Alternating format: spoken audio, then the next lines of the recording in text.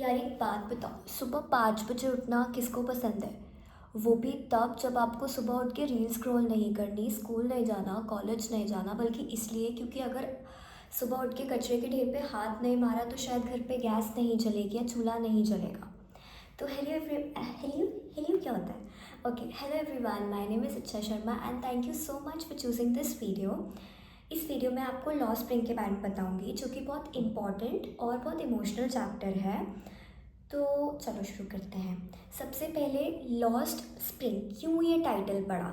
तो lost spring को सबसे पहले लिखा है एनीज, सबसे पहले एज एन एनीज टंग ने उनको लिखा है।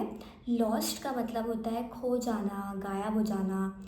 स्प्रिंग बसंत के मौसम को कहा जाता है और वो बहुत ब्यूटीफुल मौसम होता है।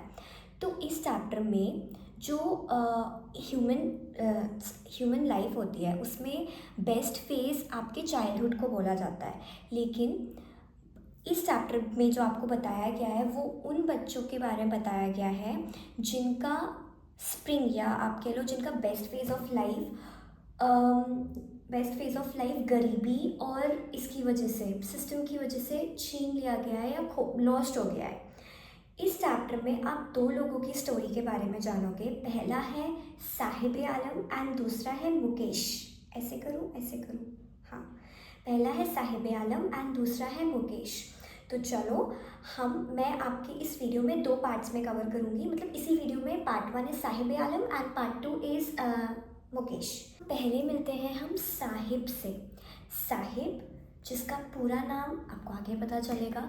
तो जो साहिब है उसकी फैमिली जो बांग्लादेश था वहाँ के फ्लड से बचकर 1971 में दिल्ली के सीमापुरी में शिफ्ट हुई थी। अब आप दिल्ली को देखो, मैप्स में देखोगे तो दिल्ली के बॉर्डर में सीमापुरी दिखाता है। लेकिन अब आप खुद सोचो, दिल्ली तो कैपिटल ऑफ इंडिया है, कितना डेवलप्ड है, लेकिन वहीं पे जो सीमापुरी है, या वो आप कह लो, वो एक बहुत बहुत ही ज़्यादा कैसे बताऊँ आपको, बताना तो पड़ेगा। मतलब बेसिकली वो एक स्लम एरिया है, ठीक है। वहाँ पे लोगों के पास इलेक्ट्रिसिटी नहीं है, वहाँ पे लोगों के पास बेसिक चीज़ें जो लाइफ में बहुत इंपॉर्टेंट होती हैं, खाना पानी, ये सब भी नहीं मिलता। आप देखोगे वॉशरूम्स तक नहीं। तो जब मैं ये चैप्टर पढ़ रही थी तो मैंने ना फटाफट से यूट्यूब पे डाला सीमापुरी दिल्ली करके, मेरे पास बहुत सारे ऐसे वीडियोस आए जहाँ पे स्लम एरिया को दिखाया गया। तो आप भी तुरंत वैसे ही करना, एक बार देखना कि कैसा होता है, ठीक है।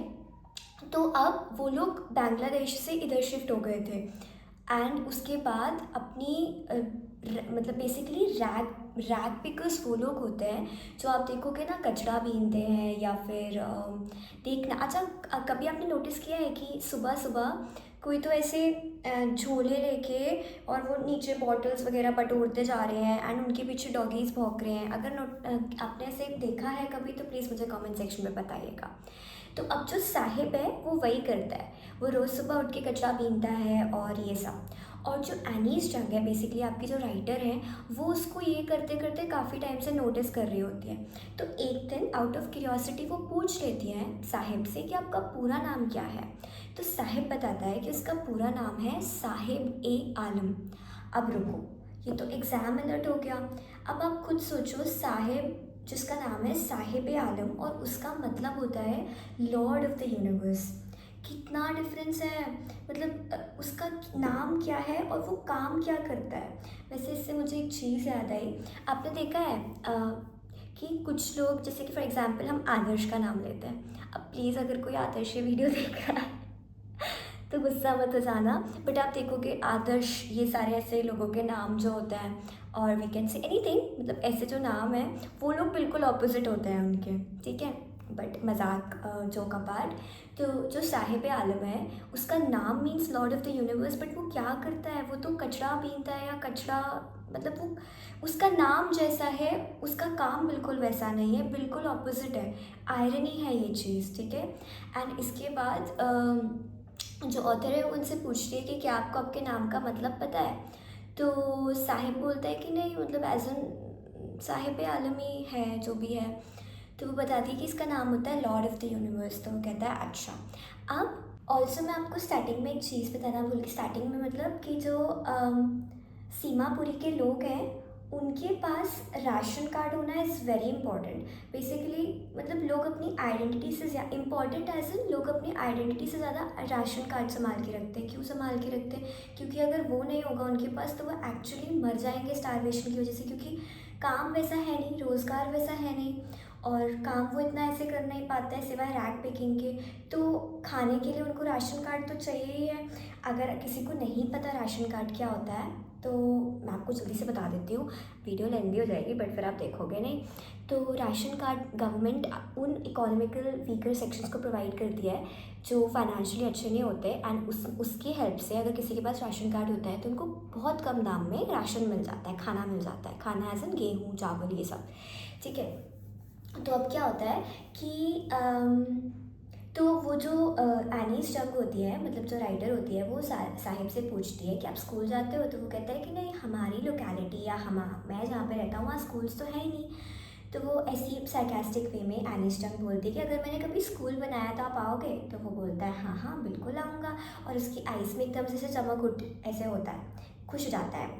कुछ दिन बाद साहिब एनी स्टंग को देखता है, वो पूछता है कि आपका स्कूल रेडी है? तो एलिसन बोलती है अरे नहीं अभी नहीं, ऐसे थोड़ी रेडी हो जाता है, स्कूल तो बहुत टाइम लेता है रेडी होने के लिए। तो वो कहता है अच्छा। एंड इसके बाद और एक चीज़ और, आप देखोगे कि जो कचरा बीनना है या कचरे जो रैक पिकिंग का काम है वो बड़ों के लिए और बच्चों के लिए बहुत डिफरेंट है एज इन क्यों? क्योंकि जो बड़े हैं वो उसको सर्वाइवल के लिए करते हैं, वेरएज जो बच्चे हैं उनके लिए जो कचरा होता है या जो ये सब होता है वो मिस्ट्री बॉक्स होता है। क्यों? क्योंकि कभी उनको 1 रुपीज़, कभी उनको 10 रुपीज़ ऐसे पैसे मिल जाते हैं जिनसे उनको बहुत खुशी मिलती है, या उनसे उनका मतलब वो खुशी खुशी इस चीज़ को ढूंढने की कोशिश करता है। लेकिन इसके बाद अब एक बारी क्या होता है कि वो जो बच्चा होता है वो आप देखोगे ग्राउंड के बाहर या क्लब के बाहर ना ऐसे देख रहा होता है। तो एनिस्टम उसको नोटिस करती है कि क्या देख रहा है।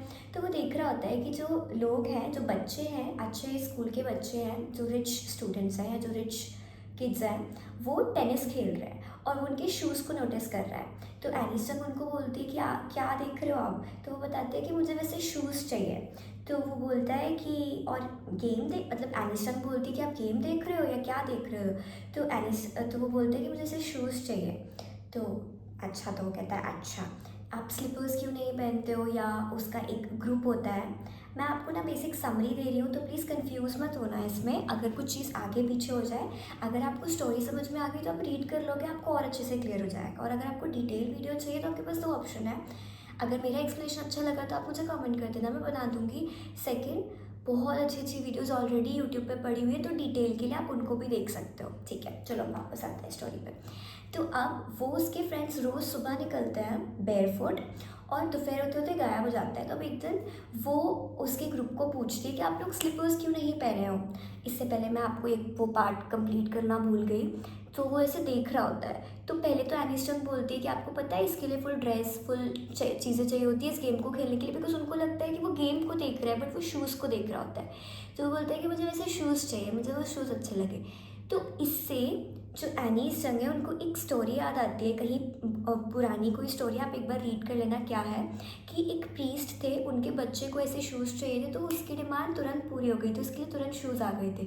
लेकिन दुनिया में ऐसे बहुत सारे बच्चे हैं जो बेसिक चीज़ों के लिए, आप देखोगे लाइक वेरी बेसिक चीज़ों के लिए वो उनका एक सपना होता है। जैसे हमारे पास घर है, उनके लिए घर होना सपना है। हमारे पास लाइट है, उनके लिए लाइट होना सपना है, आप देखोगे। ठीक है, इसलिए ग्रेटफुल रहा करो जो भी आपके पास है। अब तो मैं आपको बता रही थी कि कैसे वो एक बार ग्रुप ऑफ फ्रेंड्स को उन्होंने देखा एनिस्टन ने, और उनसे पूछा कि क्यों आप क्या आप लोग क्यों नहीं पहनते हो, स्लीपर्स क्यों नहीं पहने हो? तो किसी ने बोला कि मम्मा शेल्फ से नहीं उतारती, किसी ने बोला अगर मम्मा हमको देंगी भी तो हम फेंक देंगे, किसी ने बोला कि हमारे पास है ही नहीं। तो सब मिक्स्ड आंसर्स दे रहे थे, बट एनिस्टन जानती थी कि एक्चुअली ये कुछ नहीं, पॉवर्टी है, उनके पास है ही नहीं स्लीपर्स पहनने को, राइट। तो आप देखोगे कि उनके पास थी ही नहीं, तो अब वो कुछ ना कुछ रीजनिंग दे रहे हैं, बिकॉज ये अगर किसी के पास स्लीपर्स नहीं है, वो स्लीपर्स नहीं पहन रहे हैं, तो ये एक साइन होता है बिगेस्ट, लाइक ये पॉवर्टी का ही साइन है, ठीक है, बिकॉज वो बहुत बेसिक होता है, वो सभी पहनता है। अब आगे कुछ टाइम बाद जो साहिब होता है वो एक टी स्टॉल पे काम करने लगता है। और उसको उस टी स्टॉल पे 800 रुपीज़ मिल रहे होते हैं, रोज़ खाना भी मिल रहा होता है। तो एनिस्टा उनसे जाके पूछती है कि आप खुश हो इस काम से? तो जो साहिब आलम होता है वो उसके फेस पे थोड़ा सा ऐसे उदासी होती है। क्यों? क्योंकि जो वो पहले काम करता था रैग पिकिंग का, उसमें जो उसका बैग हुआ करता था या झोला हुआ करता था वो उसके खुद का था। जो कनिस्टर है जिसमें वो टी या दूध सर्व करता है या लेके आता है या कैरी करता है, वो बॉस का है।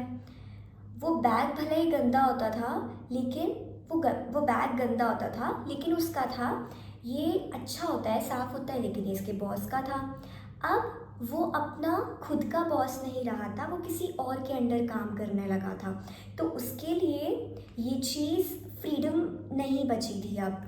तो बेसिकली इस पार्ट 1 के लास्ट में, मतलब लाइक साहिब आलम के लास्ट में, उसने अपनी फाइनेंशियल प्रॉब्लम को दूर करने के लिए, अपनी पॉवर्टी को दूर करने के लिए अपनी फ्रीडम को बेच दिया था। ठीक है, एंड अब उसको वही करना था। उसके बचपन में आप इमेजिन करो, जब बच्चे खेल रहे होते हैं, मस्ती कर रहे होते हैं, उसने उस टाइम पे रिस्पॉन्सिबिलिटीज़ ले ली थी। एंड यहाँ पे आपका पार्ट 1 साहिब आलम की स्टोरी ख़त्म हो जाती है। सो अब हम आते हैं मुकेश की स्टोरी पे। ये जो स्टोरी है आपकी, ये फ़िरोज़ाबाद में सेट है। और फ़िरोज़ाबाद इंडिया की बिगेस्ट ग्लास ब्लोइंग इंडस्ट्री, मतलब उसमें आती है, सिटी में आती है शायद। एक सेकेंड रुकना, मैं चेक कर लूँ। बेसिकली ग्लास ब्लोइंग कैपिटल के अंडर आती है ये जगह। ठीक है, तो अब जो एनीस चंग है वो मुकेश से मुकेश जो है, सबसे पहले आप ये समझ लो कि वो मेन कैरेक्टर एनर्जी है।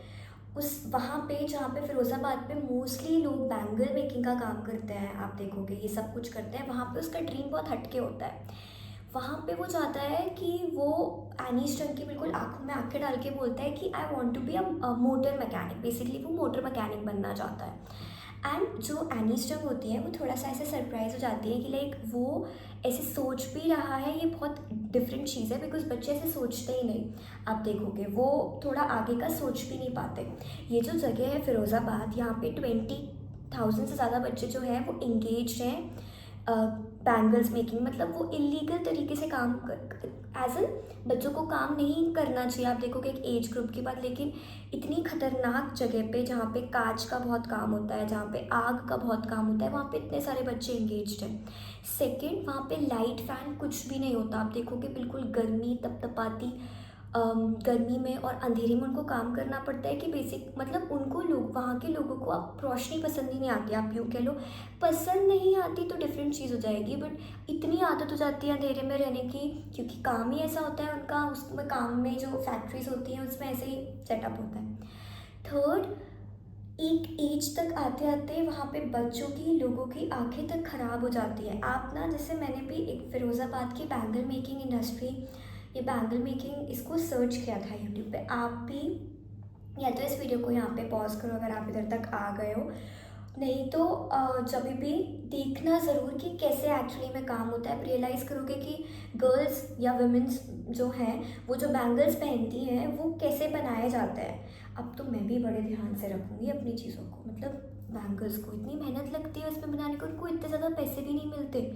ठीक है, तो ये चीज़। अब इसके बाद मुकेश जो है वो एनीस चंग को अपने घर पे लेके जाता है। तो वो जहाँ पे रहता है, आप देखोगे वो वहाँ का जो इलाका है वो भी काफ़ी अंडर डेवलप्ड है। वो भी वहाँ पे भी सुविधाएं नहीं है, लाइट्स नहीं है। तो जब वो एंटर करती है, ऐसे मड के घर बने हुए हैं, गंदे से घर, झोपड़ी टाइप के घर बने हुए हैं।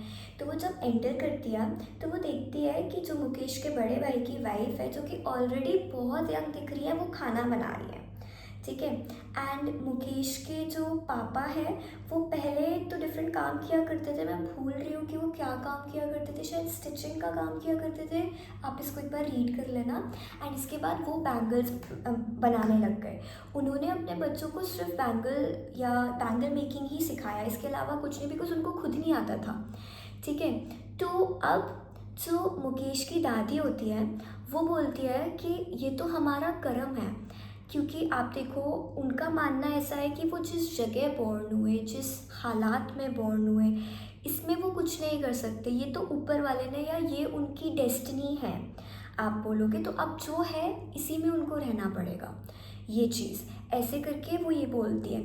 तो अब ये पार्ट आपका वो हो जाता है। लेकिन इसके पहले शायद मैं आपको बताना भूल गई कि जो एनीस चंग है वो मुकेश से ये भी पूछती है कि आप हेलीकॉप्टर या एरोप्लेन उड़ाने का भी आपने सोचा है? तो वो बोलता है कि नहीं नहीं, अभी तो नहीं ऐसा कुछ सोचा, थोड़ा सा हिचकिचा के, बिकॉज फिरोज़ाबाद की जो रोड्स है उस पर कार ही ज़्यादा वो चलेगी, उसको कार ही बड़ी फैसिनेटिंग लगती थी। ठीक है, तो ऐसे करके आपका 2 स्टोरीज़ कंप्लीट हो जाती है, साहिब आलम और मुकेश की। यहाँ पे 2 बच्चे हैं जो सेम चीज़ों से गुजर रहे हैं, लेकिन साहिब आलम जो है वो उसने सर्वाइवल के लिए हार मान ली, वेरएज़ मुकेश अभी भी ड्रीम देख पाता है। तो आपको क्या लगता है, ऐसे क्या वो सच में, जो मुकेश है क्या वो सच में बन पाएगा मोटर मैकेनिक जो उसको बनना है, या वो भी अपने थोड़ा बड़ा होते होते अपने हालात के साथ सर्वाइवल के लिए कुछ ना बैंगल मेकिंग करने लगेगा? और साहिब आलम के पर्सपेक्टिव से आप क्या सोचते हो, उसके लिए आप क्या सोचते हो, वो भी मुझे बताइएगा। आई होप आपको ये 2 पार्ट्स, एक स्टोरी के 2 पार्ट समझ में आए होंगे। 2 बच्चों की कहानी, बहुत प्यारी स्टोरी और इमोशनल भी थी ऑफ कोर्स, क्योंकि आप आसपास अगर ऐसे लोगों को देखो तो मेक श्योर आप उनकी हेल्प कर पाओ। क्योंकि बस इतना समझो, what ever you have right now they don't even have that. So like basic things which are very basic for you, which is very basic for me, they are not even having the dream of such things, right? So हाँ, that's it. Thank you so much for watching this video. अगर आपको ये video अच्छी लगी है या explanation पसंद आया है तो प्लीज़ मुझे कमेंट सेक्शन में ज़रूर बताइएगा, और अगर नहीं भी पसंद आया है या कुछ बोरिंग लगा है तो प्लीज़ मुझे फीडबैक दे दीजिएगा। वॉट एवर यू थिंक मैं इम्प्रूव कर सकती हूँ, मैं उसको ज़रूर इम्प्रूव करूँगी, ठीक है? Okay, thank you so much. Like share subscribe. Okay, bye bye.